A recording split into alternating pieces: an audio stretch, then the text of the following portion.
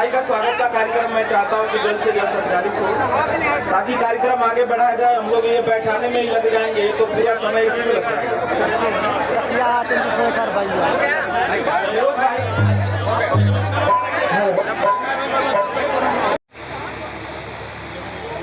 और ऐसे अवसर पे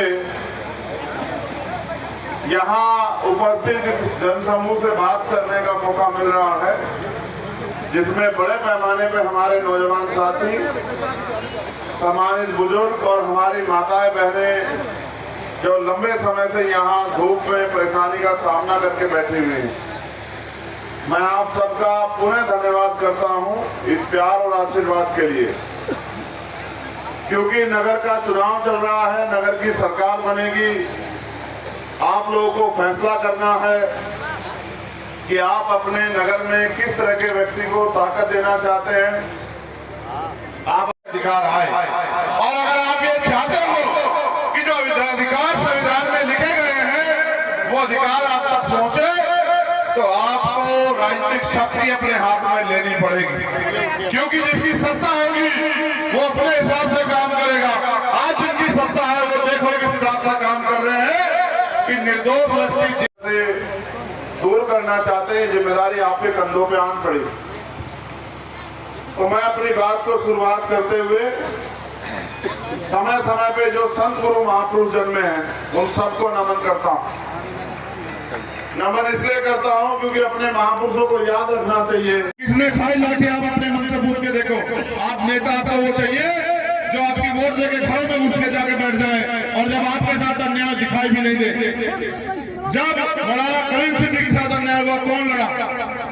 जब मौलाना साहब के साथ अन्याय हुआ कौन लड़ा? जब नासिर जुनैद के साथ अन्याय हुआ, 2 बच्चों के साथ राजस्थान में कौन लड़ा? आप अपने आप से पूछो। जब तबरेज के साथ कासगंज में अन्याय हुआ, पुलिस ने मार के लटका दिया, उसके बातों में कौन लड़ा? अपना दिल से पूछो। मगर आपको नेता कौन सा चाहिए जो आपको धोखा दे? मैं क्या कर सकता हूँ? आपको नेता वो चाहिए जो मीठी मीठी बातें करके और चुनाव के बाद आपको दिखाई भी ना दे, दूर से हाथ लाल चला जाए। सुनो, मेरा आपका वोट का रिश्ता नहीं है। आप ताकत दोगे, आपका दिल से बहुत बहुत शुक्रिया, और नहीं भी दोगे तो याद रखना, आपके तरफ जब भी कोई जुल्मी सामंती आग उठाएगा, आपके नेता से पहले आपका भाई चंद्रशेखर आजाद आपको खड़ा मिलेगा। मेरी बात को, और ये आप सब जानते हो, जब 68,000 शिक्षक भर्ती हुई उसमें घोटाला हुआ, सारे नेता घर में पड़ के सोए, चुनाव लड़े, 4-4 दिन लखनऊ की सड़कों पर रात रात बिता बिता के मैं लड़ा कि आपको न्याय मिल जाए। मैं हमेशा आपके साथ खड़ा हूं। आपको फैसला करना है कि आपको कौन चाहिए। अगर आप उन नेताओं को चुनोगे जिनको आपकी वोट से मतलब है, तो फिर जो अन्याय 5 साल होगा उसके जिम्मेदार आप खुद होंगे। मेरी बात को याद रखना, क्योंकि 5 साल जब आपके काम नहीं होंगे, आपकी सड़कें नहीं बनेंगी, आपके घरों में पानी भरेगा, जब वाटर टैक्स और ये बिजली का टैक्स बढ़ जाएगा, जब तमाम तरह की जो है परेशानियां खड़ी होंगी, फिर आप ये सोचोगे कि हमने गलत फैसला क्यों लिया। इसलिए मैं आपसे अपील करता हूँ, बंटना नहीं है, कोई गलती नहीं करनी है, किसी की बातों में नहीं आना, गुमराह नहीं होना, एकजुट होके जितने लोग यहाँ बैठे एक दूसरे का हाथ पकड़ो, सब लोग हाथ पकड़ो, एक दूसरे का हाथ, एकता बनाओ, एकता इत्तेहाद बनाओ अपना, सब लोग बनाओ, सब लोग जितने वो। ये मत सोचो आपके बराबर में कौन है, मत सोचो आपके बराबर में कौन है, बस इत्तेहाद बनाओ। जब तक इत्तेहाद नहीं बनेगा, ये बड़े लोगों से भी कह रहा हूँ, नहीं इत्तेहाद बनेगा तो आपके घर पे भी आ जाएगी मुसीबत। एक दूसरे के हाथ पकड़ो, जब तक आप नहीं पकड़ोगे तब तक नहीं बनेगा इत्तेहाद। ऐसे पकड़ो, ऐसे ऐसे पकड़ो, जो बराबर में आपका भाई खड़ा उसके हाथ पकड़ो, ऐसे धीरे धीरे पकड़ोगे। मुझे पता है एकदम नहीं पकड़ोगे, एकदम पकड़ लोगे तो ताकतवर नहीं हो जाओगे देश में, एकदम नहीं, धीरे धीरे अन्याय सह के पकड़ोगे। आज नहीं तो कल पकड़ोगे, मुझे पता है, पकड़ोगे तो जरूर। समझ रहे हो? वो एक शायरी सुना के मैं अपनी बात के दरवाजे जाके अपने के काम के लिए हाथ ऐसे करना पड़ेगा, और उसकी मर्जी होगी वो आपका काम करे या ना करे। ये जिम्मेदारी आपकी बनती है कि आप अपने साथी के हाथों को मजबूत करो। देखो, मेरी बात पे गौर करो, ये माए बहनें बैठी है हमारी, और नौजवान बच्चे भी। आप इस देश का, इस प्रदेश का भविष्य हो, तो मेरी बात पे गौर करो। देश आजाद हुआ 1947 में। कब? 1900 किस तारीख में? 15 अगस्त। 14 अगस्त को जिनके हालात जैसे थे, 15 अगस्त को आजाद होने के बाद भी उनके हालात वैसे ही थे। हालात कब बदले? जब इस देश में आईन आया। कब? 26 जनवरी 1950। जब इस देश के अंदर आईन आया, संविधान आया, वो संविधान जो इस देश की महिलाओं को, बुजुर्गों को, बच्चों को, नौजवानों को, तमाम जाति धर्म के लोगों को बराबर का अधिकार देता है, स्वाभिमान सम्मान से जीने का अवसर देता है, हर एक बालिग व्यक्ति को वोट का अधिकार देता है और उसकी वोट के आधार पर सरकारें चुनी जाती हैं। उन सरकारों द्वारा गरीबों के, कमजोरों के, मजलूमों के, बेसहारों के हितों में फैसले होते, कानून बनते हैं। 26 जनवरी 1950 को जिस दिन संविधान लागू हुआ, उस दिन इस देश में बराबरी के अधिकार आए। और अगर आप ये चाहते हो कि जो अधिकार संविधान में लिखे गए हैं वो अधिकार आप तक पहुंचे, तो आपको राजनीतिक शक्ति अपने हाथ में लेनी पड़ेगी, क्योंकि जिसकी सत्ता आएगी वो अपने हिसाब से काम करेगा। आज जिनकी सत्ता है वो देखो किस हिसाब से काम कर रहे हैं कि निर्दोष व्यक्ति जेल जाता है, दोषी खुलेआम सड़कों पे घूमता है, ना अधिकारी कर्मचारी सेफ है, ना महिलाएं बहनें सेफ है, ना नौजवान सेफ है, ना बुजुर्ग सेफ है। आप अपने हक की बात करने जाओगे तो लाठियां मिलेंगी, आप हक के लिए आंदोलन करने जाओगे तो मुकदमे और जेल मिलेगी। भारत के लोकतंत्र, भारतीय संविधान की जो मूल भावना थी उसकी हत्यारी है सरकार जो लखनऊ में बैठी है।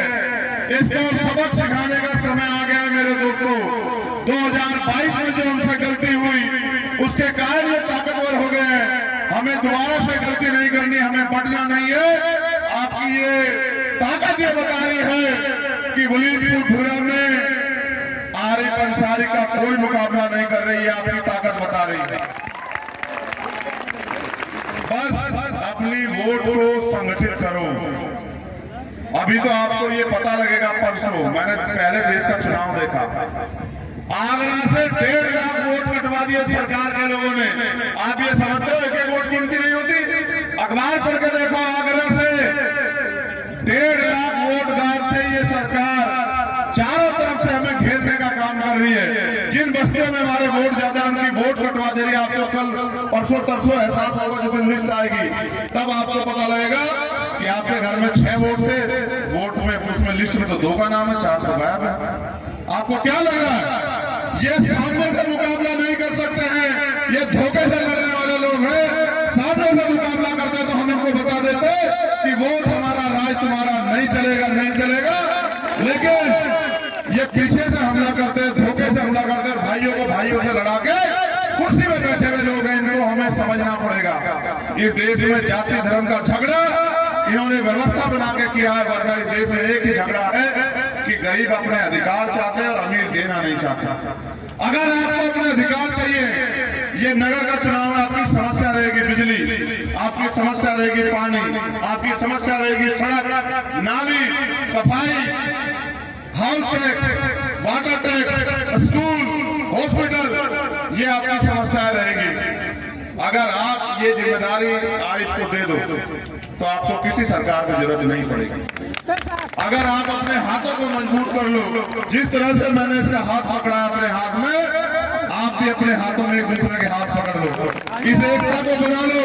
हालात बड़े खराब हैं, इस मौसम से तो हम लोग लड़ लेंगे, इस गर्मी से तो हम लोग लड़ लेंगे, लेकिन ये जो अन्याय सरकार हमारे हौसले कुचलने पर लगी हुई है, इनसे लड़ने के लिए हमें एकता बनाने की जरूरत है।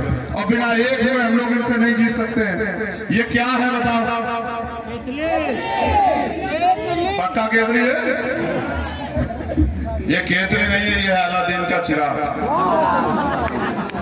ऐसा ही होता है ना? देखा नहीं देखा आपने अलादीन का चिराग? और जब आप अलादीन के चिराग को घिसते हैं कौन निकलता है? अगर आप केतली में वोट भर दोगे फिर इसमें आएगी ताकत, फिर आप ऐसे घिसोगे तो कौन निकलेगा? और वो क्या कहता है निकल के, आपने सुना है ना कि क्या हुक्म मेरे, ये भी आपसे पूछेगा, बताओ क्या हुक्म है मेरे भाइयों, समझ रहे हो? अगर आप अपने एक एक वोट केतली के चुनाव निशान पर डाल दोगे तो आरिफ के हाथ में, इसकी केतली में वो ताकत आएगी कि जब आप इसे बुलाओगे ये आपकी खिदमत के लिए निकल के आएगा, ये आपकी सेवा के लिए निकल के आएगा। और मैं स्पेशली अपने दलित पिछड़े वर्ग के भाइयों से कहना चाहता हूं कि मैं यहां से आपसे मदद मांगने के लिए आया, इस उम्मीद के साथ कि इस बार आप मुझे निराश नहीं करोगे।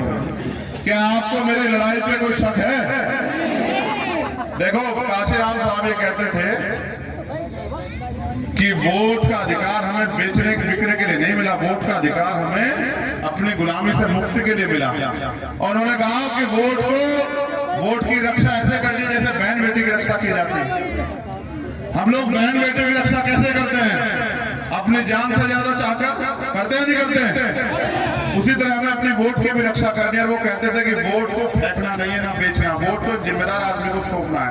मैं आपको एक जिम्मेदार आदमी देके जा रहा हूं, आप अपने वोट को इसको सौंप देना और बाकी लड़ाई मेरे कंधों पर छोड़ देना, ठीक है? अगर देखो,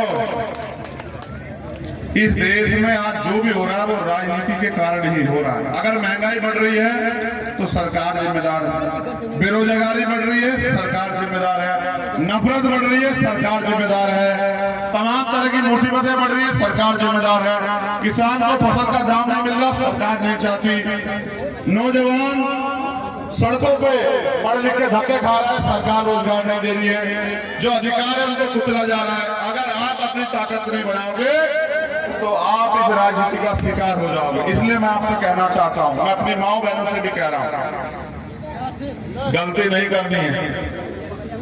क्या है हमारा चुनाव चिन्ह बताओ?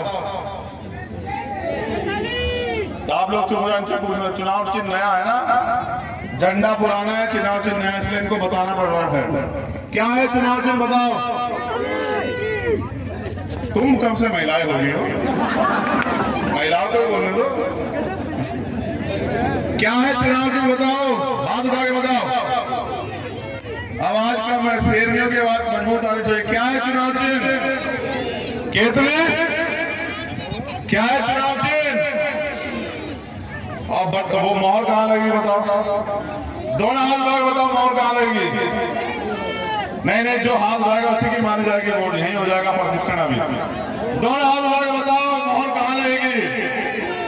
और ये जिसका मीडिया का एक हाथ उठ रहा देख रहा हूं मैं दोनों का, दोनों हाथ उठाओ, बताओ अगर मोहर का हाथ केतली पे लगाने तो हाथ उठाओ दोनों, जिनको केतली में मोहर लगाने वो हाथ उठाओ दोनों। अच्छा ठीक है, अब ठीक हो गया। अब आप लोग बताओ, उन्होंने अपनी जिम्मेदारी ले ली, दोनों हाथ उठा के बताओ जो केतली में मोहर लगाना चाहते हैं। इधर वाले लोग नहीं उठा रहे हाथ, मुझे हो एक मिनट बच्चों हो जाओ। एक आखिरी बात कहनी है आपसे, मऊ के लोगों से। मैं आपका नेता नहीं हूं, सुन लो, ये बैठो। अगर तुम मेरी एक आवाज पर नहीं बैठोगे तो ताकत नहीं बनेगी, समझ रहे हो? एक आवाज पे बैठ जाया करो, एक आवाज पे खड़े हो जाया करो। आप सब लोगों से कह रहा हूं जो जिम्मेदार लोग खड़े हैं, आप मुझे किस वजह से जानते हैं कि मैं आप संघर्ष करता हूं या किसी राजा का बेटा हूं? बताओ, अपने मन से बताओ कि एक लड़ाई बताओ पिछले 5 साल 6 साल में जहां के अन्याय हुआ और मैंने आपको अकेला छोड़ा। आप भले मुझे अकेला छोड़ दो, मैंने आपको आज तक अकेला नहीं छोड़ा है। पिछले 6 साल का रिकॉर्ड उठा के देखो।